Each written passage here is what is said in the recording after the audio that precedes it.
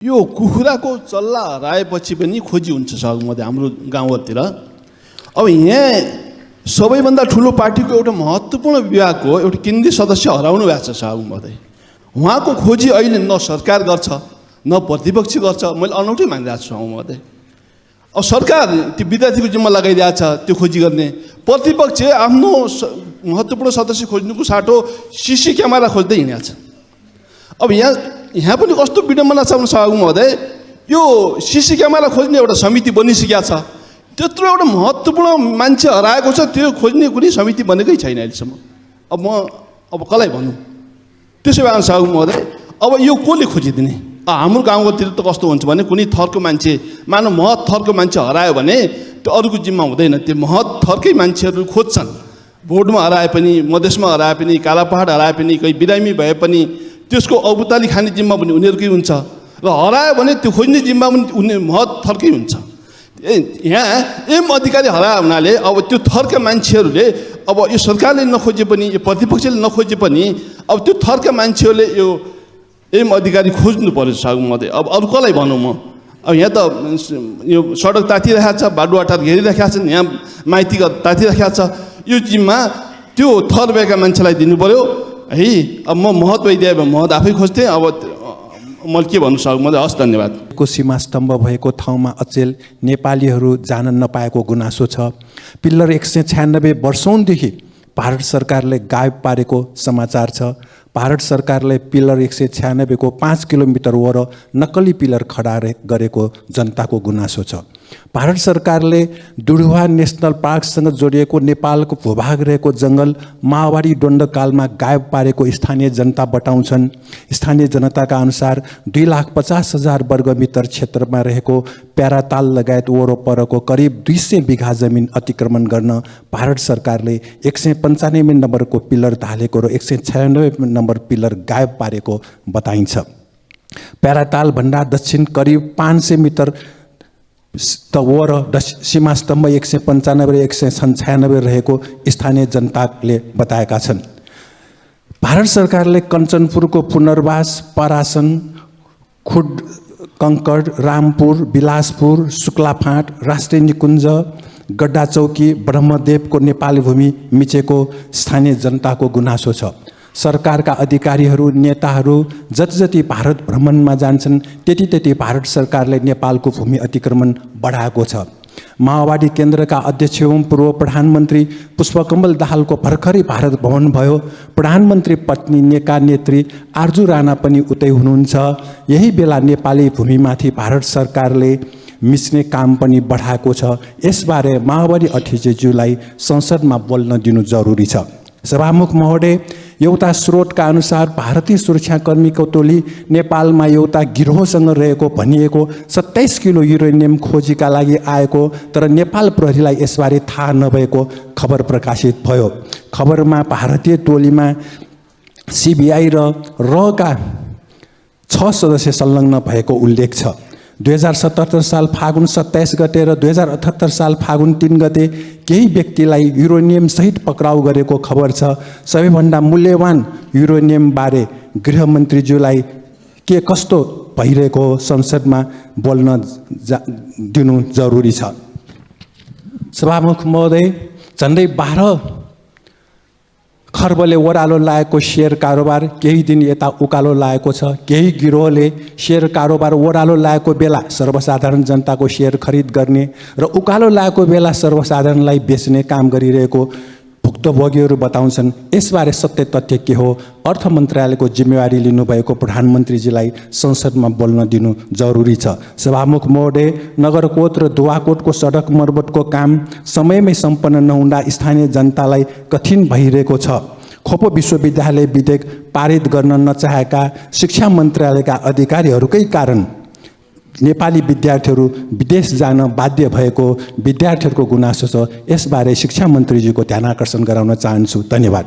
केपी ओली सरकारले 2076 असोज 9 गते धोबादी फलाम खानी कारखाना लिमिटेडको स्थापना गर्यो र अहिले थाहा हुन आएको छ चीनको Sichuan institute of मेटालजिकल geology and एक्सफ्लोरेसन छेन्दुको प्रयोगशालाबाट फलामको अन्तिम परीक्षणको नतिजा सार्वजनिक भइरहेको छ।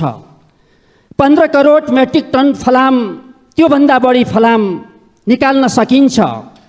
आगामी करिब 70 वर्षलाई हाम्रो देश नेपाललाई पुग्छ। फलामको गुणस्तर उच्च स्तरीय छ र व्यावसायिक उत्पादन गर्न उपयुक्त छ।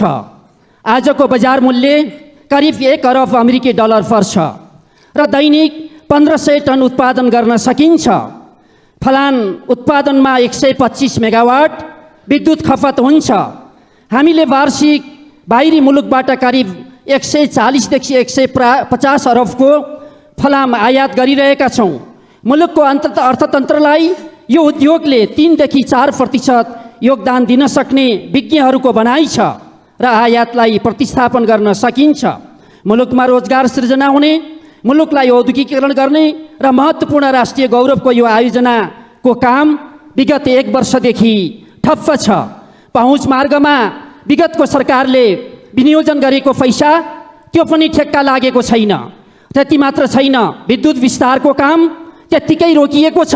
त्यति मात्र छैन, फलाम खानी उद्योग क्षेत्रका बासिन्दाहरूको त्यहाँको वासस्थान, त्यहाँको रोजगारी, उनीहरूको सुरक्षाको सन्दर्भमा पनि केही काम भएको छैन र फलाम खानी क्षेत्रबाट बसोबास गर्ने बासिन्दाहरू कहिले त्यो त्यहाँको उद्योग स्थापना हुन्छ भनेर अब आकाङ्क्षी बनिरहेको, देशले यो बुझिरहेको बेला गठबन्धन सरकार यो काम किन गरिरहेको छैन? कि नेकपा एमाले केपी ओलीको सरकारले गठन गरेको कम्पनी, गठन गरेको त्यो समिति, त्यसले गरेको कामहरूलाई के देशको राष्ट्रिय गौरवको आयोजनाभित्र त्यसलाई समावेश गर्न नसक्ने, देशमा अरबौँको बाहिरबाट विदेशबाट वर्षेनी फलाम आयात गर्नुपर्ने परिस्थितिलाई फेरि यथावत राख्ने परिस्थिति त होइन, हामीले विगतमा देखिरहेका छौँ। नवलपरासी जिल्लाको भिरकुटी कागज कारखाना limited, Gaindakot Lumbini sugar mill, Sunwal तत्कालीन सरकारले कौडीको मलमा व्यक्ति र उद्योगपतिलाई बेचेको कारणले आज त्यो क्षेत्र खण्डहर बनेको छ। देशमा नेपाली विद्यार्थीहरूले राम्रो कागज र राम्रोसँग त्यहाँको चिनी प्रयोग गर्ने अवस्थालाई कमजोर बनाएको छ। लाग्छ तत्कालीन सरकारले जसले बिक्री गर्यो कौडीको मोलमा, आज ती सरकारमा रहेका ती पार्टीका कार्यकर्ता नेताहरू त्यो बाटो हिँडिरहँदा त्यो खण्डहरले कतै कुरी भनिरहेको त छैन। त्यस्तो हामीले बुझिरहेका छौँ र म भन्न चाहन्छु, कम्पनी लिमिटेडले जुन धोबादी फलाम खानी कम्पनी लिमिटेड स्थापना भएको छ, उसले गरेको 1 वर्षको थप प्रगति सम्माननीय सभामुख महोदय मार्फत यो सदनलाई, गरिमामय सदनलाई र नेपाली जनतालाई जानकारी तत्काल गराउनुपर्छ भन्ने लाग्छ। त्यति मात्र छैन, हामीले नयाँ जिल्ला नवलपुर 186 बिघा जमिन नेपाल सरकारको नाममा बनाएर 3 वर्ष पहिला पूर्व प्रधानमन्त्री सम्माननीय केपी शर्मा ओलीले शिलान्यास गरेको काउसतीको नमुना सदरमुकाम, हामीले त्यति बेलाको विनियोजन बजेटले सडक बनेको छ। त्यति बेला विनियोजन भए बजेटको पनि भवन निर्माणको ठेक्का आजसम्म लाग्न सकेको छैन। यो मेरो मात्रै भनाइ होइन, नवलपुरका जनताहरूको भनाइ हो। त्यो सदरमुकाम बन्छ कि बन्दैन? ती राष्ट्रिय गौरवका आयोजनाहरू अगाडि बढ्न फेरि अर्को सरकार मङ्सिरी हामीले पर्खिनु पर्ने हो कि गठबन्धन सरकारले बनाउन तयार छ? नवलपुरका जनताहरूको यो प्रश्न छ। त्यति मात्र छैन, त्रिवेणी भन्सारको स्तर उन्नति भयो तर 1 वर्षसम्म काम त्यहाँ पनि ठप्प भएको छ। त्यति मात्र होइन, त्रिवेणी दुम्कीबास सडक यो विश्व सम्पदा सूचीभित्र पर्ने त्यसका कामहरू अगाडि बढिरहेका थिए र त्यो काम अब अगाडि बढ्दा सडक खोल्ने बेलामा हामीले अनुमति लिने बेलामा 1 वर्षदेखि त्यो काम पनि रोकिरहेको छ। त्यसो भएर सामान्य सभामुख महोदय, राष्ट्रिय गौरवका आयोजनाहरू, नेपालीहरूलाई फाइदा हुने राष्ट्रिय गौरवका उद्योग धन्दाहरू स्थापना गर्ने महत्त्वपूर्ण धोबादी फलाम खानी जस्ता कामहरू आज रोकिएका छन्। ती काम तत्काल अगाडि बढाउनुपर्छ र नेपाली जनतालाई, नवलपुरका जनताहरूलाई त्यसको जानकारी सभामुख महोदय मार्फत दिनुपर्छ भन्ने मैले आफ्नो बनाइराख्दछु। हवस्, धन्यवाद। माननीय श्री निरुदेवी पाल, समय 4 मिनट। यसपछि माननीय श्री बहादुर सिंह लामा। सम्मान्य सभामुख महोदय, विकास समयक्रमसँगै अझै विकसित हुँदै जान्छ तर कञ्चनपुरको लागि विडम्बना। 2024 सालमा सञ्चालनमा आएको मजगाउँ विमानस्थल 2056 सालसम्म काठमाडौँ र सुदूरपश्चिमका पहाडी जिल्लाहरूमा नियमित उडान भर्दै आइरहेको थियो। तर 2058 सालमा सङ्कटकालका बेला स्थानीय गाउँलेको अधिकरण रोक्न विमानस्थलको केही जग्गा नेपाली सेना र रत्नबाटिकाले संरक्षण गर्ने र विमानस्थललाई आवश्यक परेका बेला उपलब्ध गराउने गरी जिम्मा दिएको थियो। तर नेपाली सेनाले 2075 सालमा भित्रभित्रै नागरिक उड्डयन प्राधिकरण प्राधिकरणसँग पनि समन्वय नगरी पूर्जा उठाएर जग्गा कब्जा गरेको देखिन्छ। मिति 2051 साल जेठ 9 गते र 2061 साल जेठ 9 गते नेपाल राजपत्रमा प्रकाशित भाग 3 वन तथा भू संरक्षण मन्त्रालयको सूचना अनुसार शुक्लाफाँटा राष्ट्रिय निकुञ्जको 4 किल्ला सिमाना अनुसार राष्ट्रिय निकुञ्जको मुख्य गेट पछि विमानस्थलको क्षेत्र भएको उल्लेख छ। तर अहिले सो क्षेत्रको केही भागहरू रत्नबाटिका र नेपाली सेनाको चण्डीदल गणले 2075 मङ्सिर 27 गते आफ्नो नाममा नापी गराई दर्ता गरेको देखिएको छ। रत्नबाटिकाले एयरपोर्टलाई नै फिर्ता गर्ने भने तापनि नेपाली सेनाले मानेको अवस्था छैन। उक्त मजगाउँ विमानस्थलको जग्गा 52 बिघा 10 कट्ठा 12 धुर रहेको 51 सालको नेपाल राजपत्रमा पनि प्रष्ट उल्लेख गरिएको छ। कञ्चनपुर जिल्लाको एकमात्र मजगाउँ विमानस्थल लामो समयदेखि बन्द रही गौचरणमा परिणत भएको उक्त एयरपोर्ट पुनः सञ्चालन गर्न त्यस जिल्ला र क्षेत्रका जनप्रतिनिधिहरू, स्थानीय बुद्धिजीवी, व्यापारी, पत्रकार, सामाजिक सङ्घ संस्था, विमानस्थल सङ्घर्ष समिति, रामलीला समिति लगायतका विकास प्रेमी महानुभावहरूको लगातारको दबाव र पटक पटकका उच्च नेतृत्वसँगको पहल र प्रयासले तत्कालीन सम्मान्य प्रधानमन्त्री श्री केपी शर्मा ओलीज्यू र तत्कालीन पर्यटन मन्त्री मान्य भानुभक्त ढकालको कार्यकालमा भीमदत्त नगरपालिकाको 15%, दोधरा चाँदनी नगरपालिकाको 10%, प्रदेशको 25% र नागरिक उड्डयन प्राधिकरण अर्थात् सङ्घको 50% सहलगानीमा सञ्चालन गर्ने भनी 2077 फागुन 3 गते स्थानीय प्रदेश र नागरिक उड्डयन प्राधिकरण बीच एमओयू भएको थियो। त्यस पश्चात उक्त एयरपोर्ट ठेक्का प्रक्रिया अगाडि बढाइसकेको अवस्थामा साथै त्यहाँका जनतामा लामो समयसम्म बन्द रहेको मजगाउँ विमानस्थल पुनः सञ्चालन हुने, पर्यटन प्रवर्धन हुने, विकासको ढोका खुल्ने भयो भनी आशा अपेक्षासहित निर्माण कार्य अगाडि बढिरहँदा काम गर्न फिल्डमा गएका कामदारहरूलाई विमान बिना कसुर आरक्षले थुन्ने र छोड्ने काम गरिसके पछाडि तत्काल भीमदत्त नगरपालिकाले सर्वदलीय सर्वपक्षीय बैठक बोलाई सहमतिमै अगाडि बढ्ने र काम नरोक्ने भनी समझदारी भयो र फेरि काम सुचारू भयो। तर अहिले आएर उक्त एयरपोर्टको जग्गा नेपाली सेनाले आफ्नो नाममा हालिसकेकोले नागरिक उड्डयन प्राधिकरणले क्याबिनेट पठाएर उक्त जग्गा एयरपोर्टकै हो र एयरपोर्टकै नाममा गर्नका लागि पत्र लेखेको 3 महिना बितिसक्दा पनि उक्त पत्र सम्बन्धित मन्त्रीले क्याबिनेटमा लानु भएन वा सरकारले निर्णय गरेन थाहा छैन। तर यो विषय स्वयं प्रधानमन्त्री आफै रक्षा मन्त्री पनि हुनुहुन्छ। त्यति मात्र होइन, 2064 सालमा हालका प्रधानमन्त्री सोही क्षेत्रबाट समेत निर्वाचन लडेर जित्नु भएको हुँदा त्यहाँका जनताले भनिरहेका छन्, सम्मान्य प्रधानमन्त्रीज्यू, हामीले 64 सालमा तपाईलाई जिताएर पठायौं तर हामीलाई छोडेर डडेलधुरा कायम गर्नुभयो। आज फेरि तपाई नै स्वयं रक्षा मन्त्री हुनुहुन्छ, तसर्थ तत्काल सेनाले कब्जा गरेको उक्त जग्गा मजगाउँ विमानस्थलकै नाममा कायम गरियोस्।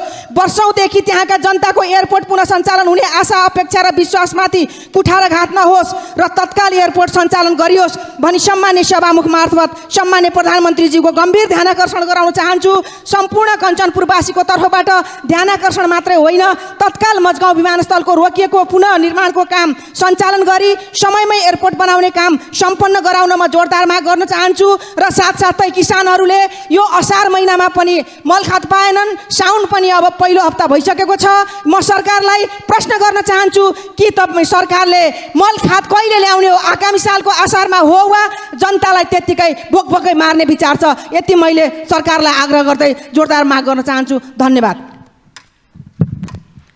माननीय श्री बहादुर सिंह लामा, समय 4 मिनट। यसपछि माननीय श्री गजेन्द्र बहादुर महत। सम्माननीय सभामुख महोदय, 10 वर्षको कुरा हो, अगाडिको कुरा हो।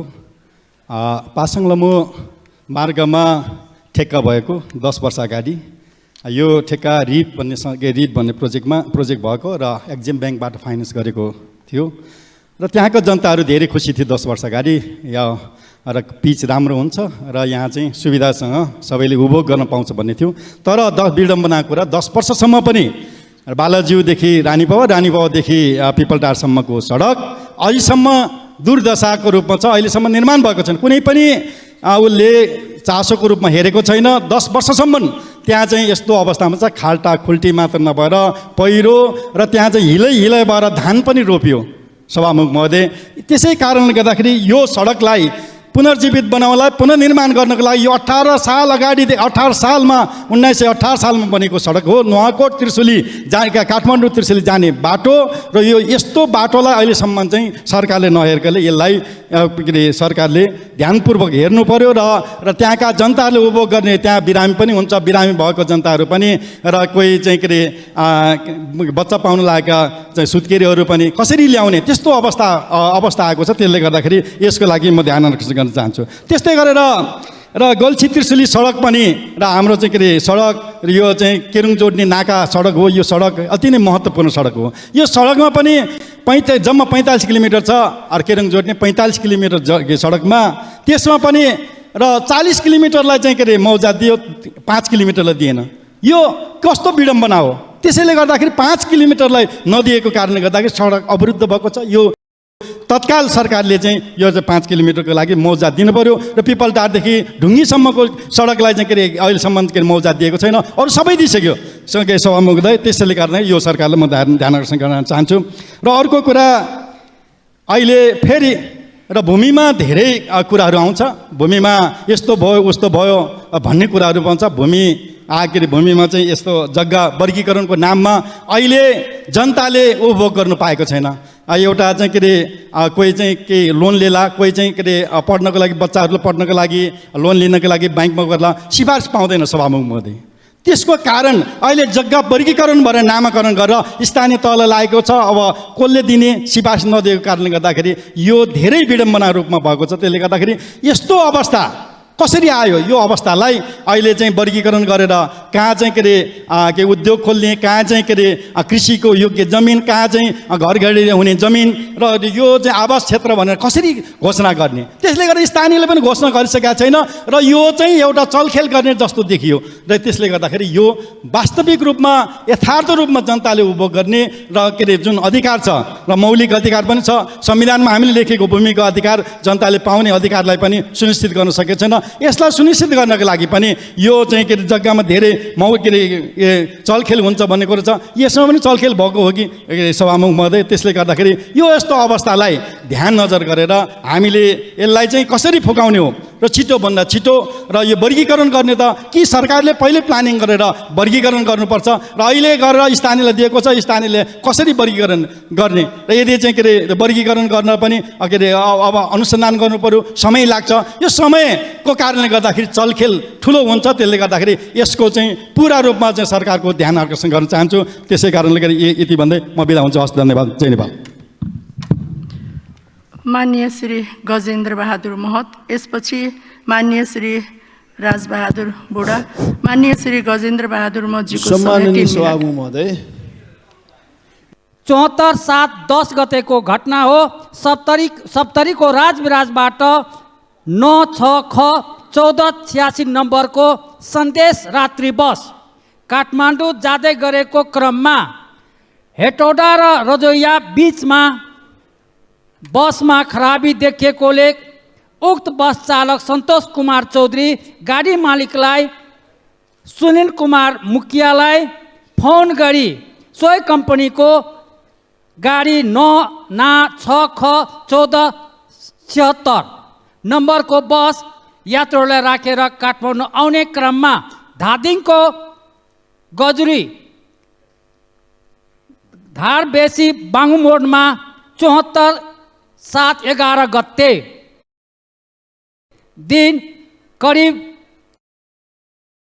5:30 बजे त्रिशुल नदीमा खस्दा सिराज सप्तरीको 33 जना मान्छेको मृत्यु भएको थियो र 16 जना घाइतेको अहिलेसम्म त्यो बिमारीहरूलाई, त्यो मृत्युहरूलाई कुनै पनि क्षतिपूर्ति पाएको छैन। सरकारले कुनै पनि ध्यान दिएको छैन। बस मालिकले कहाँ छ, थुनामा त्यो पनि छुटिसकेको छ र त्यो कम्पनी गाडीको न बिमा छ न यो यातायात सङ्घमा दर्ता भएको छ। यो कस्तो व्यवस्था हो, कुन तरिका हो, कुनै रुल रेगुलेसन, यो बिमा पनि नहुने र दर्ता पनि कहीँ नहुने, यस्तो अवस्थामा देश कसरी सञ्चालन भइरहेछ म सरकारको म ध्यान आकर्षण गर्न चाहन्छु। र धादिङ अदालतले 1,75,00,000को धरोटी सहित त्यो पनि धरोटी राख्न सकेको छैन। एकातिर त्यो पनि त्यहाँका बाँच्ने मान्छेहरूको अहिलेसम्म त्यो पहुँच पनि पुग्न सकेको छैन। त्यो कसरी लिने पैसा, कसरी त्यो मान्छे पनि जम्मा गर्न सकेको छ, त्यो फरार भएको छ। त्यसका सरकारसँग म जोरदार माग गर्न चाहन्छु। सरकारसँग म जोरदार माग गर्न चाहन्छु 33 जना मान्छे मृत्युहरूको क्षतिपूर्ति दिलाओस् र उपलब्ध गराओस् भन्ने म जोरदार माग गर्छु। धन्यवाद। माननीय श्री गिरिराज मणि पोखरेल। समय 6 मिनेट। यसपछि मान्य श्री सरला कुमारी यादव। सम्मान्य सभामुख महोदय, गत वर्षको श्रावण 15 मा सम्मानित संसदमा मैले जलवायु परिवर्तन र हरित अभियानबारे विशेष मन्तव्य राखेको स्मरण गराउन चाहन्छु। सम्मानित संसदमा म चुरे र मधेस क्षेत्रको जनप्रतिनिधिको हैसियतले चुरे दोहन र त्यसले पाइरहेको नकारात्मक असरबारे संसद मार्फत सरकारलाई ध्यान आकर्षण गराउन चाहन्छु। चुरे तथा भित्री मधेस समस्या नभइकन अवसरको खानी हो, तर केही दशक यता चुरे दोहन र वन फडानीले अकल्पनीय अवस्थासँग स्थानीय बासिन्दा विवश छन्।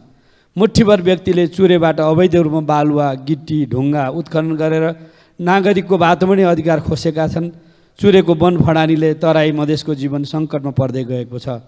पानीको मुहान नदी हो, नदीको स्रोत वन जङ्गल र हिमाल हो, तर चुरेमा वन विनाश तीव्र छ। सन् 1986 ल्यान्ड रिसोर्स म्यापिङ प्रोजेक्टको रिपोर्ट अनुसार चुरेमा 14,50,541 हेक्टर वन क्षेत्र थियो, तर सन् 2010 मा फरेस्ट रिसोर्स सर्वेको प्रतिवेदनले चुरिया वनको क्षेत्र घटेर 13,73,743 हेक्टरमा सीमित भएको छ। त्यसले खानेपानीको भण्डार चुरेमै पानीको हाहाकार छ भने अन्नको भकारी मधेसमा अहिले पानी नपरे धान रोपाई हुन सकिरहेको छैन।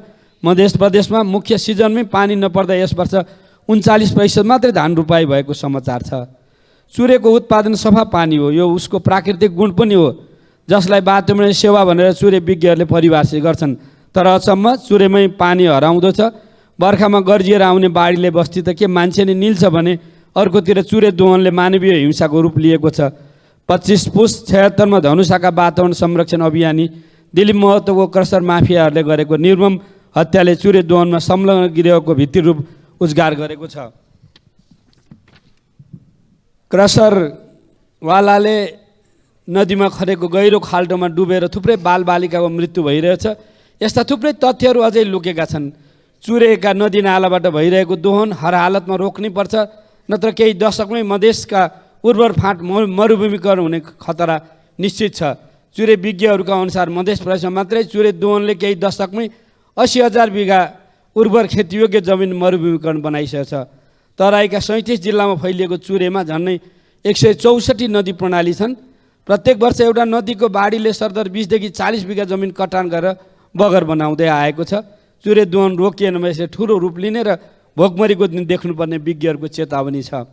चुरेका प्राकृतिक स्रोत दोहनले तराई मधेसमा जनधनको क्षति बढाउँदै लगेको छ। राष्ट्रिय विपद जोखिम न्यूनीकरण तथा व्यवस्थापन प्राधिकरणको तथ्याङ्कले मध्य प्रदेशमा हुने बाढीजन्य प्राकृतिक विपदको डरलाग्दो तथ्याङ्क देखाएको छ। बितेको 1 दशकमा बाढी पहिरोजन्य प्रकोपमा परि मध्य प्रदेशमा मात्रै 156 जनाले ज्यान गुमाएको तथ्याङ्क छ। 30 जना अझै बेपत्ता छन्। सभामुख महोदय, हालै सरकारले ल्याएको नीति तथा कार्यक्रमको 124 नम्बर बुँदामा चुरे नजिकैको महाभारत क्षेत्रबाट मार्बल, ग्रेनाइट तथा बहुमूल्य धातु फलाम, ढुङ्गा र चट्टान उत्खनन तथा प्रशोधन गरी निर्यात गरिने नीति लिएको छ। करिब 99 स्थानबाट ती पदार्थहरू उत्खनन गरिने विज्ञहरूको भनाइ छ। यो उत्खननले हिमाल र चुरे दुवै क्षेत्रमा नकारात्मक असर पर्ने भन्दै वातावरण विज्ञहरूले चिन्ता जनाइरहेका छन्। नेपालको जनगणना 2068 अनुसार 1,47,48,672 जना मानिसहरू चुरेको काखमा फैलिएको मधेस तराईमा बसोबास गर्छन्। अन्नहरू चुरेबाटै उपभोग गर्छन्। सरकारले लिएको नीति देशको अवस्था के होला चिन्ताको विषय बनेको छ।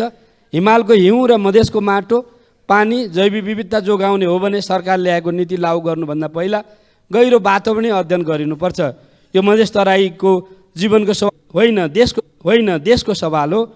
चुरे विनाश भए देशको टाउको दुखाइको विषय बन्छ। यहाँ खहरेहरूलाई समस्याग्रस्त स्रोतको साटो भरपूर अवसर भएको स्रोतको रूपमा लिनुपर्छ। अव्यवस्थित र छाडा क्रसर